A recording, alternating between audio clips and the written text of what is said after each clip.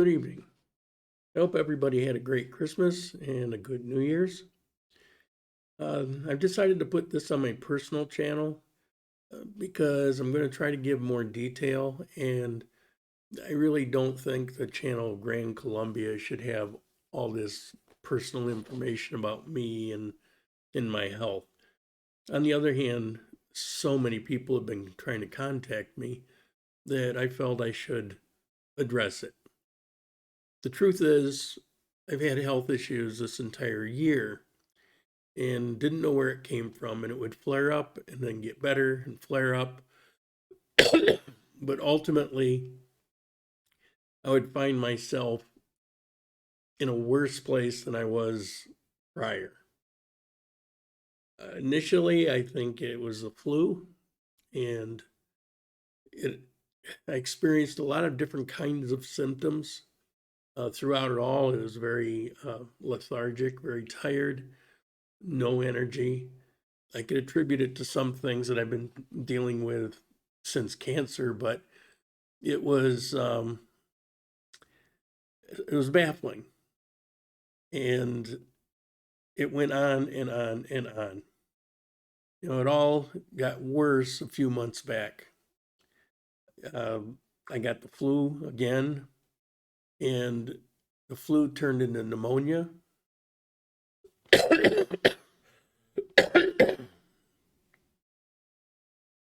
And if you know my history, you know pneumonia is not very good for me. I already have lung problems. So I got antibiotics, and things got better for a little bit, and then everything escalated and got worse again.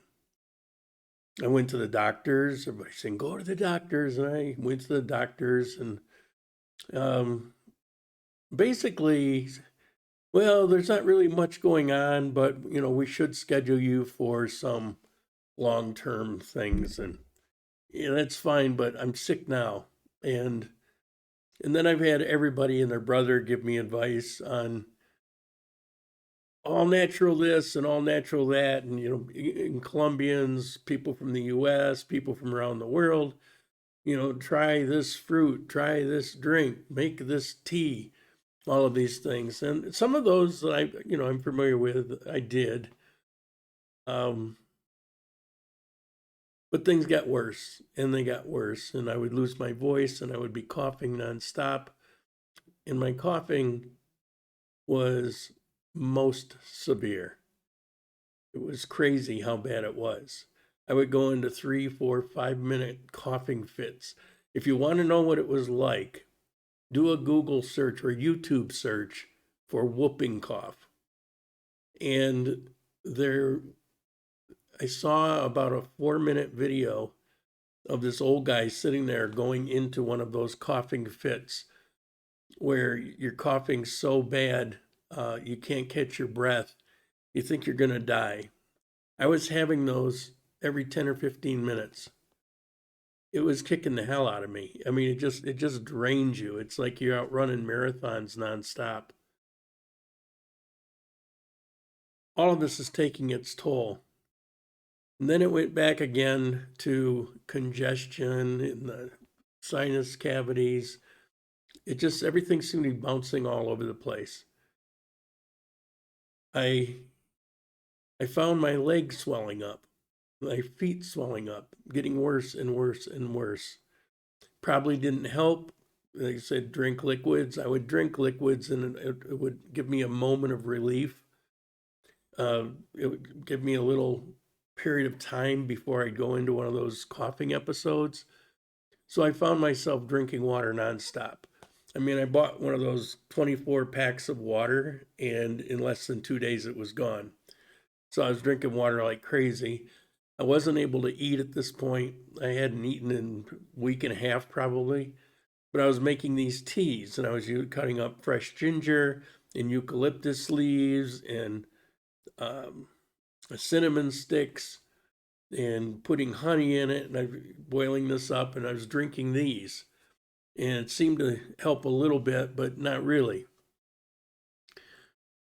So, my feet are swelling up. I can't even put shoes on anymore. Huge. I mean, skin was stretched so thick. At one point on my leg, it cracked open and water started leaking out. I'm not exaggerating. The coughing caused old muscles, and so there was a lot of pain, but a new pain developed in my side, and it was excruciating. When I would cough, it would feel like a knife was being stabbed into me. So this was not fun. This was terrible. It got to a point where I was unable to sleep. I lived either walking, hobbling, or sitting in a chair because I couldn't lay in the bed. The minute I would begin to lay down, I would start to choke on the phlegm. So not fun. It got to a point where I couldn't sleep at all. That went on for days. If I dozed off to sleep 3 or 4 minutes, I would start choking and I'd wake up. And I couldn't figure out what to do. I'm drinking more water. Well, it's making things worse. It got to a point, certainly no exaggeration here. Well, let me back up a minute. Many of you know that I had cancer now 9 years ago, and I ended up in bed for several years, and it was not the best time. I was told that I was going to die. My brother had died from the exact same cancer, and what they told me, it made logical sense. But as I've explained before, there was something, I had some kind of energy. I don't even know how to put this into words. But even though I heard what they said and it wasn't a situation of denial, I knew it wasn't right. It's like there was too much life energy in me. I didn't feel like I was anywhere close to dying. And I didn't. And I lived off of that energy.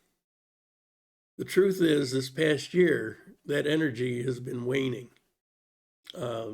It actually, back when I got sick a little bit around COVID time,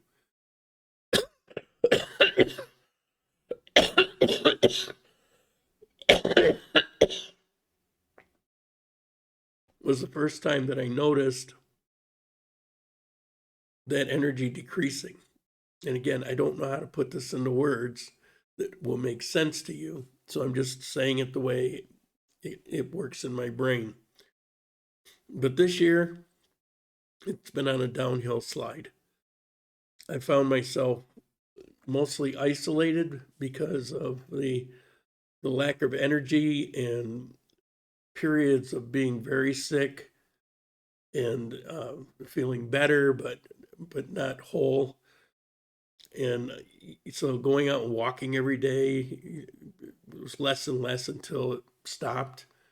Then the only time I would get out was when maybe somebody would come and visit. And the truth is, I try to, I would say, hide when I'm feeling bad. I don't want to inflict it on other people. When I had cancer, I never told anybody. I just isolated myself. Um, so doing the videos, it kind of, I couldn't hide it anymore, and I didn't ever lie about it, but there was an overall picture. It wasn't just like I got sick here and I'm dealing with it. This was a long arc. It came to a head. I Not being able to sleep, not being able to breathe, which was another thing. I was being able to get less and less oxygen, um, to the point where I could barely stand up. I was very dizzy. Um, you combine those things, not through this, no fever. um,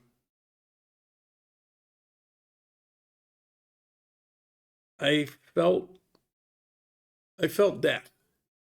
I thought I was going to die. And I even, it's like, well, how do I feel about it? Well, I've had a good life, had a good run. I've got a lot of unfinished things. Maybe I should have thought about that. I thought it was over because I had nothing more to to to give to fight against all these things that were going on.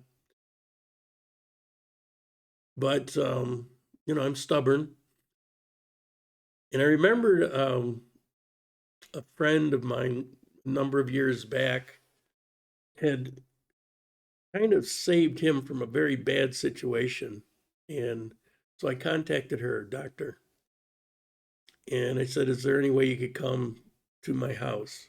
I mean, I can't even motivate at this point." And she said, "No, she can't, but you know, let her know if there's something she can give me advice on." Or so I wrote her a little note in and told her that this was an emergency and a few things.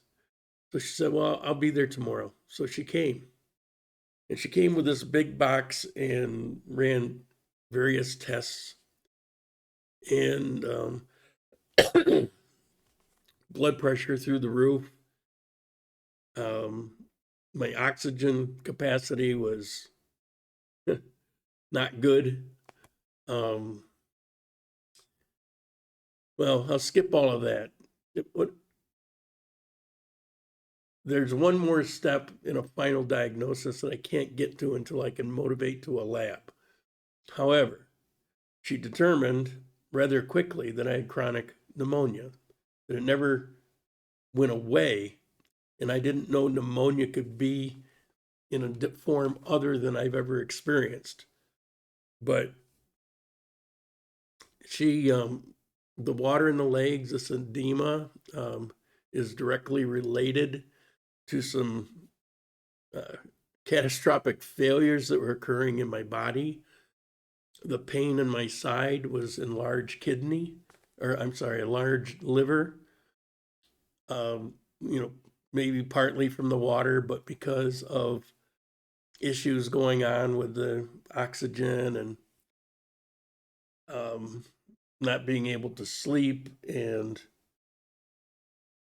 not being able to, well, not eating properly and just body functions not working right. So anyway, she gave me she called up and had prescriptions brought to the house. She came back that afternoon. She gave me an injection of an antibiotic. I also have to take these very potent antibiotics for the next week. I have diuretic pills that I have to take for the water in the legs, but the water wasn't just in the legs. It's around the heart. The issues with the heart is the lack of oxygen. It has to pump a lot harder, sending up the blood pressure. It also, the fluid around the heart should not have, a buildup compressing. So there are all kinds of things that were going wrong. And my feelings and inclinations that I was fading away weren't really all that inaccurate. So she returned the next day, gave me another injection. So I had several injections in the top of my butt. And what else? I got 5 prescriptions altogether. I don't know. I just take them. And the very next day after the injection, I started feeling a little better, getting a little relief. I could actually start to breathe again. Like when I did that, I could actually feel a result from it. Whereas before, I would try to breathe and I felt like a fish out of water, like I wasn't getting anything for it. Partly why you have no energy if you're not getting oxygen. And a lot of people were messaging me. And I know this is something that people don't really understand, but when you're that beat down, when you're that tired, when you have that lack of energy, even picking your arm up is an effort. And the last thing on this earth you feel like you can do is sit there and respond to messages. That's why I didn't even put anything out um, for the video that I didn't do on New Year's that I hoped to have been able to do, but I fell so far that I wasn't even able to post something up to say I couldn't do it. So I've been off the grid for a while, and only really today I've been able to reach out a little bit, and I decided to do this video. I have a massive improvement over just a couple days ago, and so I have every reason to believe that at least for the next week or so, while this medicine goes on, that will continue. I even got a few hours sleep last night without interruption, and that was amazing. That was weeks in the coming. I haven't been in my own bed in about a month because I can't even lay down. And I'm so sick of that chair, but that's the way it is. Um,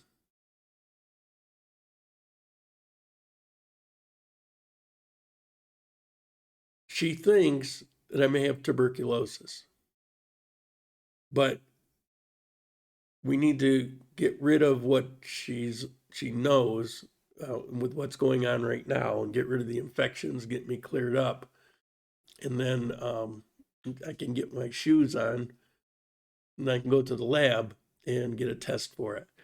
Now I was surprised because when she said that, I have these connotations of tuberculosis, like you're probably going to die from it. I'm thinking Doc Holliday. Next thing I know, I'll be coughing up blood.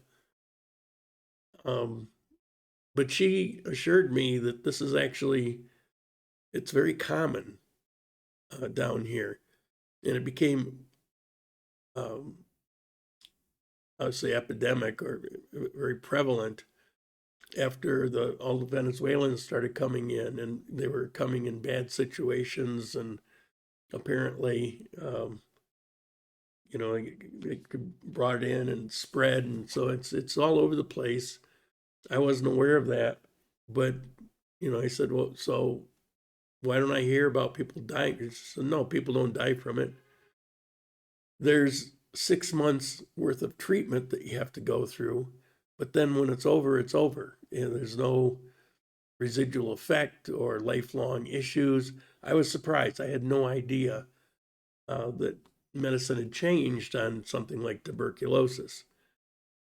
But she thinks that it's very possible that I may have that. So, so I'll get tested for that, and we'll see how that goes. The upside is she's just an amazing doctor. She went right to the heart of it.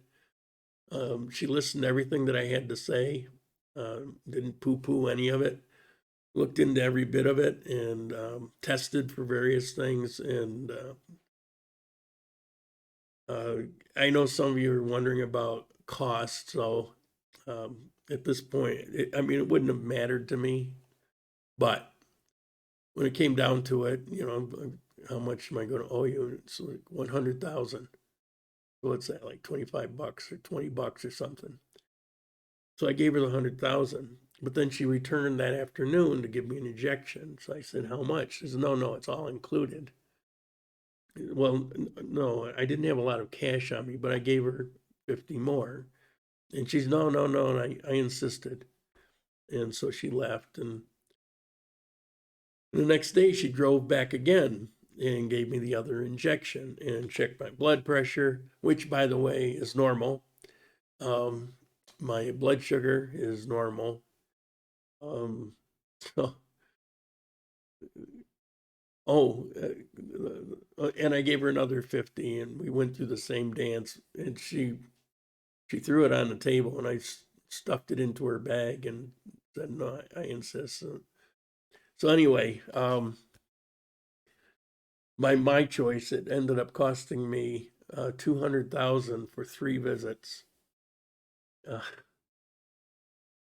And including all the things that she did while she was here. I want to bring up something on the blood pressure. The biggest reason the blood pressure was so high was because of the ginger tea I was drinking. She asked me about she saw the ginger and she asked me about it. I said, well, I haven't been able to eat, but I've been drinking this ginger tea. And she said, don't drink it anymore. Well, it's not good for you. Well, ginger can be good for you, but in your situation, absolutely not. It's the worst thing for you because ginger is a stimulant. And so drinking this ginger tea, I'm like downing amphetamines. And it just, that's what drove my blood pressure up as high as it got. When I stopped drinking the ginger tea, and then she came back and checked my blood pressure again, it went to normal because I don't normally have high blood pressure. You know, people say, well, you're fat, your sugar's got to be high, your blood pressure's got to be. No, that's not normally the situation. But I have been very unhealthy, and all of it stems to my initial lung problems that I came to South America with, and then living in altitude, and then having all those pneumonias in that year scarred things up even more. Now the chickens are coming home to roost. It doesn't take much to trigger things. And fortunately, I asked her about the altitude here. It's not very high, but I asked her, and she said, no, that's not the problem. The problem's your lungs. So that's where we're at. I'm feeling, obviously, I'm not feeling great, but compared to a few days ago, it's night and day. I feel like I'm on the mend. I have the energy to do this. I got a lot of medicines to down over the next handful of days. We'll see how it goes every day. I'm corresponding with her on WhatsApp, every day or two. Just, am I improving? Have I plateaued? Just so she can kind of keep an eye on it. But at this point, it's basically just clear everything up. Get all the water swelling, edema, all that taken care of. The oxygen thing, in 2 days, I went from starving for oxygen to receiving oxygen normally. Huge. Because for a while, when I couldn't sleep, I couldn't breathe, I felt desperate. I felt desperate because I felt like I was drowning. I didn't know what to do. I was like, and it was not good. So there we go. It's a new year. I'm actually pretty optimistic about it. While I don't feel that energy yet, I can picture it coming. And I can picture that now that we've got a handle on this, and if we can clear this up and cure it and I get some energy back, I can go back to living my life and going out and getting some exploration done and get a little travel done, everything that I love to do and got to a point where I couldn't do it. And through it all, you guys all hung with me. I don't know how to express my appreciation for all of that. But, I get back on my feet, literally, and, hopefully good things will come for all of us. And with that, we'll end it here. And I want to thank you again. And I'll see you on Grand Columbia.